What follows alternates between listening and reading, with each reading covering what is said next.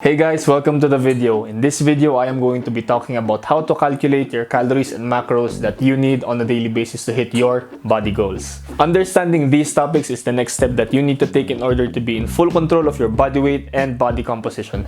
If you missed the previous videos where I discussed topics that are relevant to this topic, then go ahead to the description box because I'll be linking the videos down there so that you fully understand what we are talking about in this video. So if you're new here, my name is Cinder. This is the channel about fitness and lifting. So now we understand what calories are and why they're important and the macronutrients that make up these calories. Now the calorie and macronutrient requirements on a daily basis will be different for everyone. It depends on your gender, your age, your activity level, of course your weight. So there are a few things that we need to consider if we're trying to calculate how much calories that we need on a daily basis. And of course there are a few different methods as well. So I will be starting with the simple method, the more intricate method, and my personal method, how I do it for myself. So the simple method is done by using an online calculator like this one from healthyeater.com. So once we get to Healthy Eater, we're gonna go to menu and go to calculators. Then we're gonna click macro calculator. So all we need to do here is fill out the form. Let's take me for example. I am 23. I'm a male. I am 200 pounds with a height of 5'9". Let's leave formula at normal. Now, if you know how much body fat percent you are, then you can use that as well because it's a helpful tool. But for those of us who don't, let's just leave it at normal. And I am moderately active and my goal is to lose, for example. So this puts me at 2,349 calories per day. It has given me 78 grams of fat, 165 grams of protein, and 246 grams of carbs. So all you need to do is fill out the form.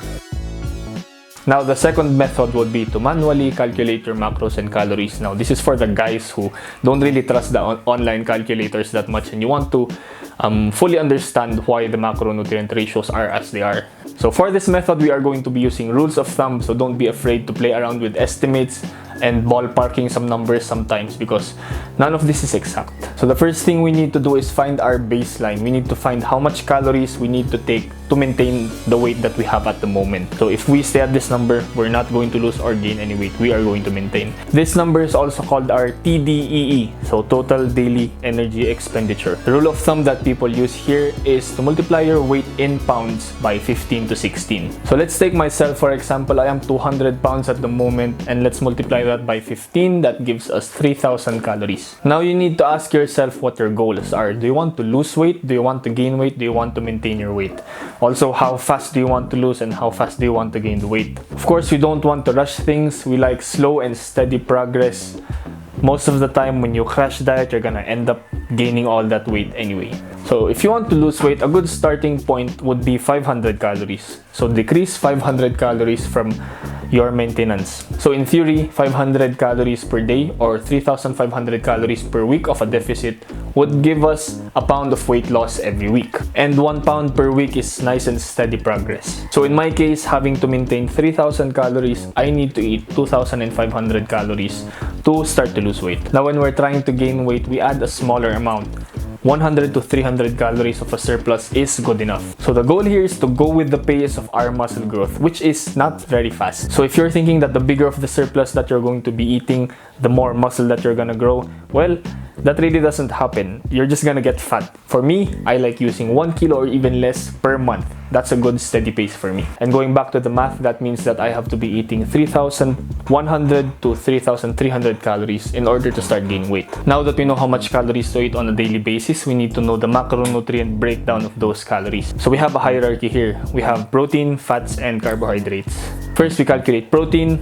A good rule of thumb is 1 gram of protein per pound of body weight. So in my case, 200 grams of protein. So when you're trying to lose weight, the goal would be to lose as much fat and not lose as much muscle. So you want to preserve the muscle that you have. That's why we go on the higher side of protein. We want a little more protein than 1 per pound. So maybe I'd go as high as 1.1 to 1.3 grams of protein per pound of body weight, so that more protein gives my muscles a better chance of staying. So when we're trying to gain weight, we can relax a little on the protein. Maybe we can go as low as 0.8, 0.9 grams of protein per pound of body weight. And we are going to let the overall caloric surplus and of course our progress in the gym take care of our gains. For fat, the rule of thumb here is to use 20 to 25% of your overall caloric intake. Again, we use the lower end when we're trying to lose weight and the higher end when we're trying to gain weight. So going back to my example, I'd be needing 2,500 calories to start losing weight. 20% of that is 500 calories, and there's 9 calories per gram of fat, so we divide 500 by 9, and that would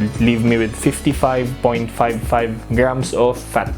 So we can just round up to 55, and then we just fill out the rest of the calories with carbs. So to sum it all up, if I want to start losing weight, I need 2,500 calories on a daily basis, having 200 grams of protein, 55 grams of fat, and 300 grams of carbohydrates. So comparing to the first method that gave me these numbers, it's really not very different. So now let's go to my method. I use a combination of these two. So we're gonna go back to our online calculator, but this time we are going to TDEE. And then again, we fill out the information. So the calculator gave me 2936 calories. So what I do is I set my own deficit or surplus. So I know that I can handle a bigger deficit, maybe like 600, 700 calories if I really want to go fast. But for the sake of this video, I'm just gonna stick to 500. So this is how much calories I need on a daily basis. I need 2,436 calories. I then break that down using the same method as I did before. So 1 gram of protein per pound of body weight. So I'd stay with 200 grams of protein, 2436 times 0.25% because I like a lot of fat. That leaves me with 67, or round it up to 68 grams of fat. That leaves me with 257 grams of carbohydrates. So overall, they're all the same. You choose the method that you want to. Notice that in these videos, I never really mentioned the kind of food that we need to eat. So apparently, pag weight gain or weight loss ang pinag-uusapan natin, it doesn't really matter what kind of food you eat. What matters more is the amount of food that we eat. So yes, feel free to eat whatever you want, but make sure you are keeping track of it so that you know how much of it you can fit in a day. So yes, you can eat pizza, but if you're trying to lose weight, maybe you can eat 4 slices of pizza. Maybe you have to stick to 1. And you can also have cake and ice cream, but of course, smaller portions. So there's no single food that will make you lose weight. There's no single food that will make you gain weight as well. So it's all in the amounts. So this system is called flexible dieting, and it's called that for a good reason. So of course, just because we're allowed to eat anything we want, it doesn't mean that we don't pay attention to the quality of our foods. We still promote health in this channel, therefore promote always going for the more nutritious option when we can. Understand that your calories and macros are never gonna stay the same. You're always going to have to adjust every now and then, especially as your body weight changes. So the rule of thumb here is to keep going as long as it is working. So if it stops working, then that's when you start adjusting. And when it does stop working, give yourself 2 to 4 weeks before you readjust. So now that we're done with the math side of calories and macros, the next video will be on the more practical side of things. I will be giving tips on how to get in the habit of tracking, what's the best way to measure. So those are the good stuff that we're going to be talking about in next video. Thanks for watching through this video. I'm gonna catch you in that next video. Peace.